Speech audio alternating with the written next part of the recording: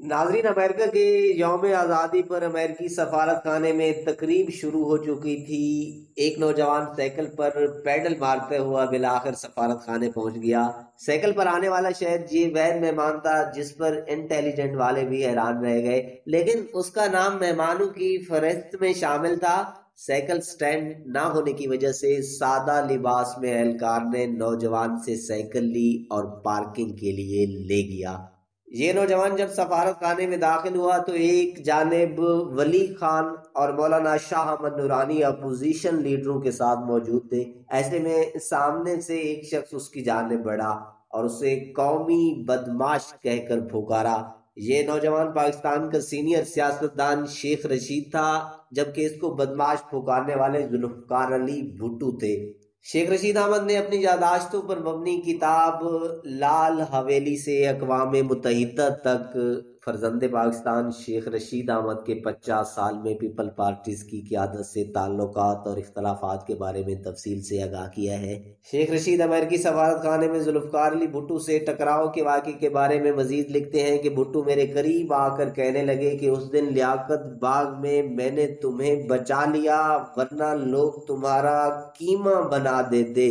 फिर एकदम बोले, तुम क्या समझते हो कि अयूब खान को तुमने उतारा है या भुट्टो ने उतारा है?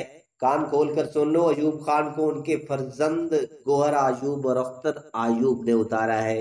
साथ ही मुझसे पूछा कि तुमने बीए कर लिया। मैंने कहा कि अभी नहीं।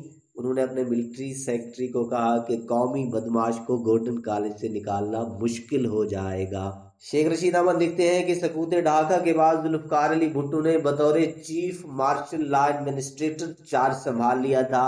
उन्होंने इस्लामी सरबराही कॉन्फ्रेंस में बांग्लादेश को मंजूर करवाने के लिए अपनी पार्टी का कन्वेंशन लियाकत बाग में मुनक्किद करने का ऐलान किया और कॉन्फ्रेंस से 2 रोज कबल शहीद चौक में जलसे के दौरान शेख रशीद ने भुट्टो को चैलेंज किया कि उसमें हिम्मत है तो लियाकत बाग में जलसा करके दिखाए। शेख रशीद ने अखबारात में भी बयान दिए कि भुट्टो उनकी लाश से गुजरकर ही लियाकत बाग में जलसा करेगा। बकौल शेख रशीद, उस ऐलान के बाद पूरे शहर में खौफ व हरास फैल गया। पुलिस ने वालिद और भाइयों को गिरफ्तार करना शुरू कर दिया, लेकिन मैंने हौसला नहीं हारा। आखिरी रात जिसके सुबह जलसा होना था तो मैंने लियाकत बाग के सामने वाक़े एक कैफे के पास अपने दोस्त बट के घर गुजारी। सारी रात मैं एक बटन वाला चाकू लेकर छत पर सोया रहा था। अगर कोई बिल्ली भी पास से गुजरती तो मैं घबरा जाता। शेख रशीद बयान करते हैं कि वो अपने चंद जान निसारों की एक टोली को इस्लामिया स्कूल के सामने इकट्ठा होने का वक्त दे चुके थे। सुबह ही से कन्वेंशन में जोक दर जोक बसें आ रही थी और हजारों की तादाद में पीपल पार्टी के जियाले दाखिल हो रहे थे। थोड़ी देर में पुलिस की एक पलटून कैफे की तरफ बढ़ी तो मैं घबरा गया, लेकिन पता चला कि उन्होंने सिर्फ अपनी हिफाजती पोजीशन संभाली है। शेख रशीद मजीद लिखते हैं कि जब भुट्टो तकरीर शुरू कर चुके थे तो वो पुलिस से बचकर अपने दोस्तों में पहुंच गए और नारे लगाते हुए मेन गेट से अंदर दाखिल हो गए। जलसा गाह में खलबली मच गई और लोगों ने भागना शुरू कर दिया, जिसका उन्होंने पूरा फायदा उठाया। और जब वो स्टेज के करीब पहुंचे तो स्टेज से किसी बेवकूफ ने गोलियों की बौछार शुरू कर दी और जलसा दरहम बरहम हो गया। शेख रशीद देखते हैं कि मंसूबे के ऐन मुताबिक लियाकत बाग के बाहर खड़ी गाड़ियों को मेरे दोस्तों ने 2-3 जगहों पर आग लगा दी। नौजवानों ने मुझे कंधों पर उठा लिया और बाद में भुट्टो के सामने बांग्लादेश नामंजूर नामंजूर के नारे लगा रहा था, जबकि मेरे इर्द गिर्द 20-25 नौजवानों का इशार था।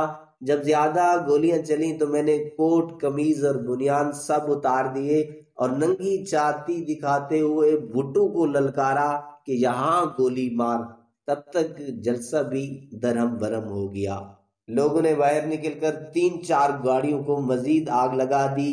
भुट्टो पर इतना खौफ तारी हुआ कि सिक्योरिटी ने घेरे में ले लिया और वो 1 घंटे में गवाल मंडी से निकल गए। नाज़रीन, हमेशा आप लोगों से ये इल्तजा भी रहती है कि चैनल को भी ज़रूर सब्सक्राइब कीजिएगा और इस तारीखी कहानी के बारे में एक कमेंट भी ज़रूर दीजिएगा।